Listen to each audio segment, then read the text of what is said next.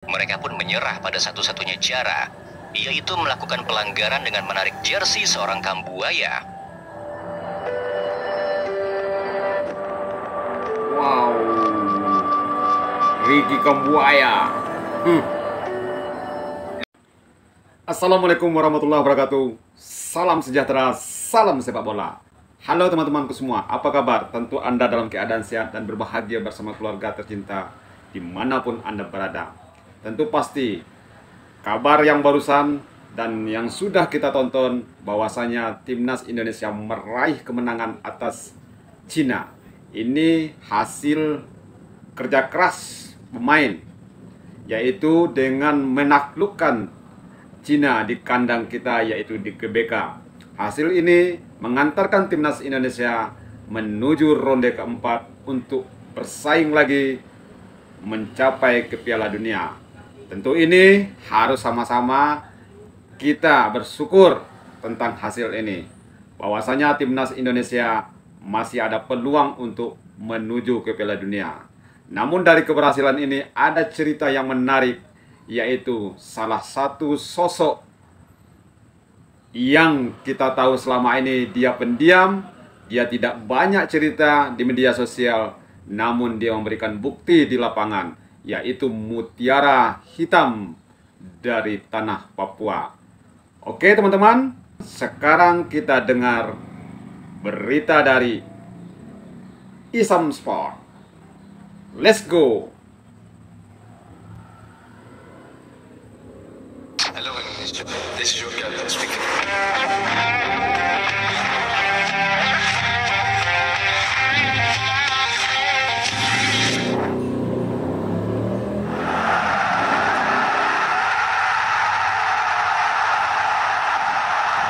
Tak ada luka yang lebih dalam dari melihat lambang kebesaran negeri ini direndahkan di tanah asing. Itulah luka yang ditoreh saat timnas Indonesia dipaksa menelan kekalahan 2-1 dari China di leg pertama. Banner yang menampilkan simbol-simbol kebanggaan Indonesia dipaksa untuk dicopot, diturunkan, ya. seolah harga diri negeri ini bisa diinjak begitu saja. Dan lebih dari itu, para pahlawan kita di lapangan, para pejuang Garuda yang dengan tulus menghampiri para pendukung setia, justru mendapat cemoohan dan diusir oleh supporter tuan rumah. Boleh ya. Namun di GBK kita membuktikan bahwasanya kita bisa menaklukkan Cina. Sakit, perih, membakar dada. Kekalahan itu bukan sekadar kehilangan poin, tapi juga penistaan terhadap martabat bangsa. Namun dari bara penghinaan itulah, api amarah pun menyala dan dendam membuncah. Di sanubari setiap pemain Garuda, satu suara menggema. Kita akan balas, kita akan bangkit demi merah putih yang tak pernah tunduk. Hingga akhirnya tibalah momen yang dinanti seluruh anak bangsa. Partai hidup dan mati, leg kedua Indonesia melawan China. Ini bukan lagi hanya sebuah pertandingan. Ini adalah pertarungan harga diri, mimpi dua bangsa raksasa Asia yang saling jagal demi satu tujuan mulia, tiket menuju Piala Dunia 2026. China datang ke Jakarta bukan untuk bermain aman. Mereka sama sekali tak membawa niat damai. Mereka harus menang. Sebab hanya 3 poin yang bisa menyambung asa mereka ke pentas dunia. Seri bukan pilihan. Maka mereka pun datang dengan satu misi, yaitu menaklukkan Garuda di kandangnya sendiri. Namun sial bagi timnas China, Garuda yang mereka rendahkan di leg pertama kini telah bangkit. Dari luka itu, para penggawa merah putih menempat diri. Dari hinaan itu, mereka belajar. Dan dari rasa sakit itu, lahirlah tekad yang tak bisa ditawar. Menang lawan China atau matilah impian Piala Dunia. Timnas Indonesia turun ke lapangan bukan untuk membalas dendam, tapi untuk menegakkan kehormatan. Hasil seri tak pernah lagi terlintas di benak Jay Itzes dan kawan-kawan. Karena hanya satu kata yang tertanam di dada para patriot Garuda, yaitu kemenangan. Kemenangan. Berhasil. Sebelum laga dimulai, China mencoba segala cara. Mereka membaca permainan kita, menganalisa strategi kita, bahkan mengamati setiap gerakan para pemain diaspora kita dengan teliti. Kerja keras China dalam menganalisis kekuatan Garuda benar-benar tak main-main. Dan itu terlihat jelas di babak pertama. Tom Hai, sang arsitek lini tengah yang biasanya mengirimkan umpan-umpan magis menusuk jantung pertahanan lawan, seolah menghilang. Tom diredam dan dikunci. seperti tak ada ruang baginya untuk melepaskan magisnya. Dan Ole Romani, mesin gol yang selalu mencetak angka di setiap laga, malam itu seperti di penjara. Apapun yang ia coba, selalu mentah dan gagal. Dihancurkan oleh lini pertahanan China yang disiplin, juga penuh siasat. Namun sial bagi China, di tubuh Garuda ternyata tersembunyi satu senjata rahasia. Seorang pemain yang tak mereka hitung, tak mereka deteksi, dan tak mereka prediksi. Pemain itu adalah Ricky Kambuaya, si pendiam dari timur. Pemain yang di leg pertama bahkan tak menyentuh bola sedetik pun karena hanya duduk diam di bangku cadangan. Tapi malam itu, saat atmosfer Gelora Bung Karno berubah menjadi neraka bagi tim tamu, Ricky Kambuaya lah sosok Garuda yang menjelma menjadi badai. Tanpa banyak bicara, tanpa gestur berlebihan, Ricky hadir sebagai aktor utama dari panggung balas dendam Garuda. Ia tak hanya mengacak-ngacak lini tengah China, ia menghancurkan ritme mereka, menembus pertahanan mereka, dan memimpin serangan seperti jenderal perang yang tak dikenal, tapi justru yang paling mematikan. Sungguh malam itu ia adalah kejutan, ledakan, dan juga bukti bahwa Garuda selalu punya cara untuk bangkit dari diam, dari senyap, dan dari arah yang tak pernah musuh duga. Wow.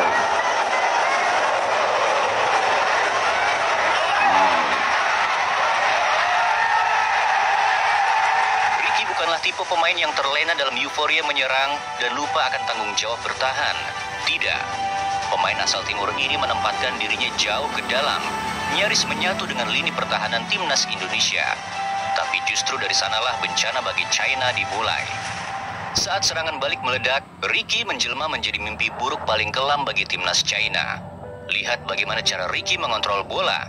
Dribblenya bukan sekadar gocekan, tapi seperti pernyataan perang.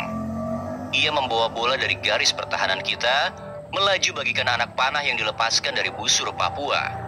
Anak panah itu tak terhentikan dan menembus jantung pertahanan lawan dengan elegan sekaligus brutal. Saking tak mampunya pemain China menghentikan pergerakan sang mutiara hitam, mereka pun menyerah pada satu-satunya cara, yaitu melakukan pelanggaran dengan menarik jersey seorang Kambuaya. Wow. Ricky Kambuaya. Dan itu tak terjadi sekali, berkali-kali. Ricky menjadi duri tajam yang menusuk konsentrasi lini belakang China. Setiap sentuhannya membawa ancaman, setiap pergerakannya menebar ketakutan, hingga tibalah puncaknya. Dalam satu momen yang tampak biasa, defender China mengira bola itu akan keluar lapangan. Mereka lengah, tapi dari balik bayang-bayang, sosok yang mereka anggap tak berbahaya menyelinap diam-diam. Ditarik kaki Dan ya. pelanggaran terjadi di dalam kotak penalti China. Si senyap Jelas, itu sungguh penalti. mematikan. Penalti.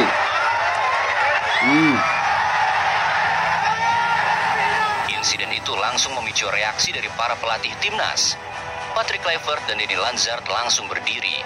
Tapi satu sosok yang tampaknya tak kaget adalah orang yang paling percaya pada Ricky sejak awal, Alex Pastor. Ia tahu bintang dari timur ini tak pernah main-main. Dan Ricky, ia hanya meringis, Diam, ekspresinya tapi datar. berbahaya. Tapi kita semua tahu, sentuhan semacam itu tak mungkin membuat sekaliber Ricky Kambuaya merasakan sakit yang sebegitunya. Kita semua tahu itu hanyalah gimik belaka. Tapi sungguh permainan licik dari China seperti di leg pertama memang harus dibalas. Dan Ricky lah yang menjadi aktor utama dari pembalasan kelicikan itu. Saat wasit berjalan menuju layar VAR, seluruh stadion pun seolah menahan napas. Saya Detik-detik pun sungguh merasa menentukan. gemetaran. Dan ketika wasit berbalik badan kemudian menunjuk titik putih, gemuruh GBK pun meledak. Wow. Ricky hanya berjalan pelan, raut wajahnya masih menahan sakit. Tapi percayalah, itu bukan ekspresi menahan rasa sakit fisik, itu adalah luapan emosi, dendam, dan tekad yang tak bisa lagi ditahan. Dan ia pun berteriak, bukan karena kesakitan, tapi karena inilah momen keadilan yang ia perjuangkan sejak peluit awal dibunyikan. Ole Romani sang Algojo menjalankan tugasnya dengan dingin. Satu tembakan, satu gol. Dan Ole itu menjadi Romani. gol satu-satunya yang tak hanya memberi 3 Indonesia kali kemenangan, pertandingan, tapi 3 juga kali mengurung cetak mimpi gol. China ke Piala Dunia 2026. Mungkin saat itu staf analisis China bergumam dalam diam. Siapa pemain ini? Mengapa kami tak mengenalnya? Mengapa ia tak masuk dalam data kami? Dan jawabannya adalah, inilah senjata tak terdeteksi Ricky Indonesia. Kambuaya. Bukan bintang dari luar negeri, tapi mutiara dari timur. Si pendiam milik kami yang bernama Ricky Kambuaya. Malam itu Ricky bukan sekadar pembeda. Ia adalah simbol bahwa tak ada lagi batas antara pemain diaspora dan pemain lokal. Tak ada lagi kasta, tak ada lagi perbedaan. Woi, Ole Romeni. Ketika Ole dijaga mati-matian, ketika pemain diaspora dilumpuhkan, Garuda masih punya nyawa. Dan nyawa Ricky itu Kambuaya. bernama Ricky Kambuaya.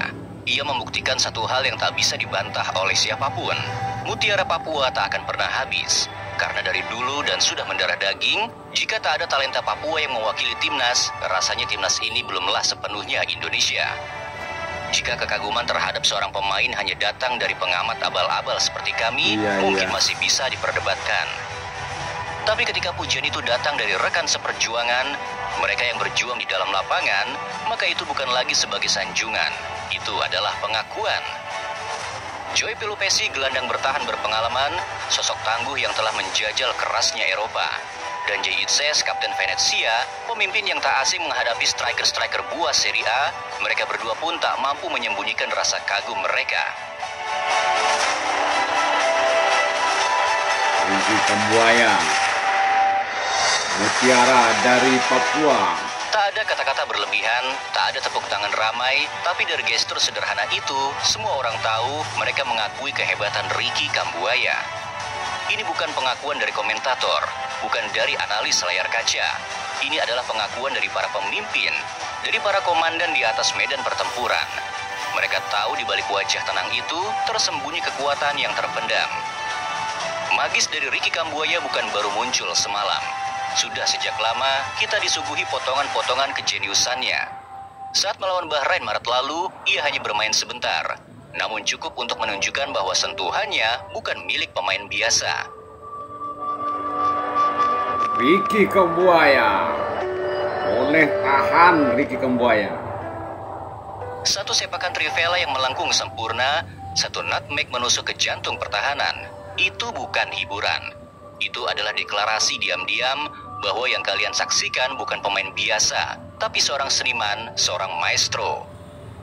Dan malam itu, saat menghadapi China, semua mata akhirnya terbuka.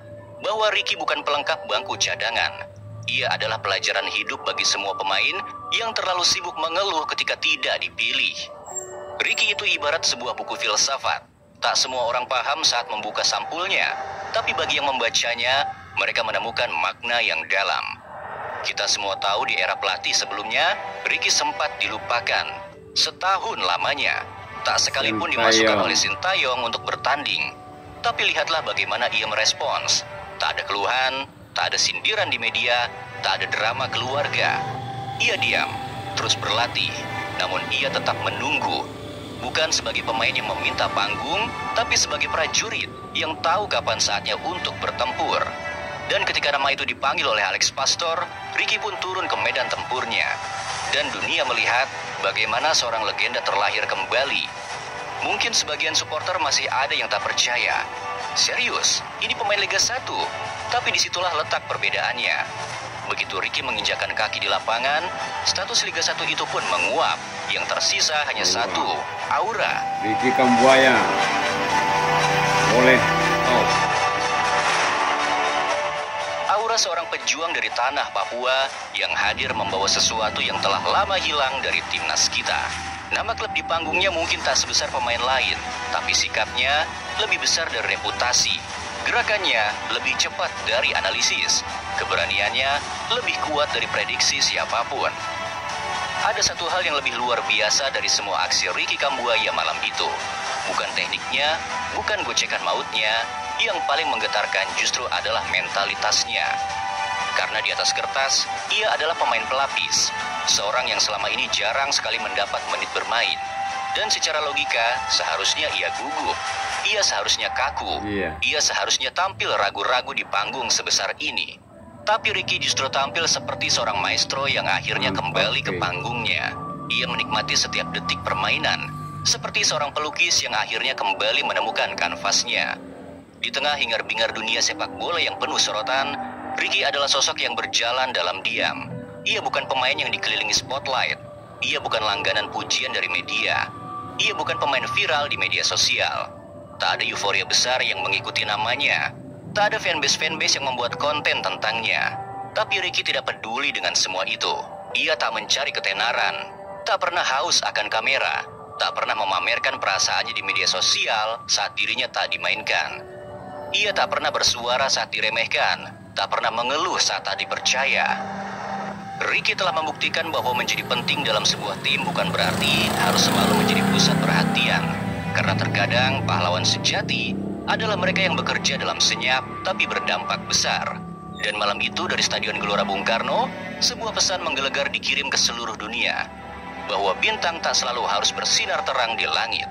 Kadang mereka bersinar di tanah, dalam diam, dalam kerja, dalam pengorbanan.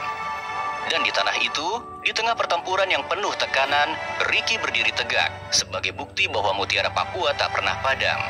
Sebagai penutup, Ricky tak datang untuk jadi bintang. Ia datang untuk jadi peringatan bahwa dalam diamnya, Indonesia masih menyimpan kekuatan yang belum pernah pihak lawan hitung. Dan malam itu, dunia baru saja melihatnya. Melihat sebuah ledakan dari talenta milik Indonesia bernama Ricky Ricardo Kambuaya.